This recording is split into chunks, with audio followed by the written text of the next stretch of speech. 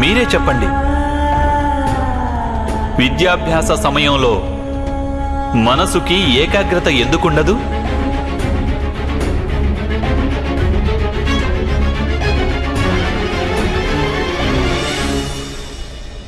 ఎప్పుడైతే జ్ఞానాన్ని మనిషి ఒక సాధనమని భావిస్తాడో, ఇంకేదో వస్తువుని చేజెక్కించుకునే సాధనంగా జ్ఞానాన్ని అన్వేషిస్తూ బయలుదేరతాడో,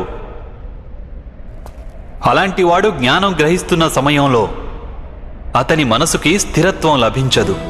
జ్ఞానం అతని ఆత్మ యొక్క గుణంగా ఎన్నటికీ మారదు.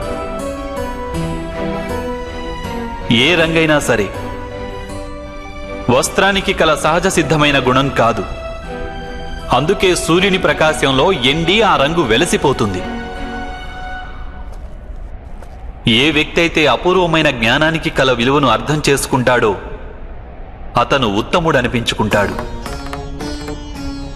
కానీ ఏ వ్యక్తి అయితే ఇంకేదో పొందాలనే ఆశతో జ్ఞానాన్ని సంపాదిస్తాడో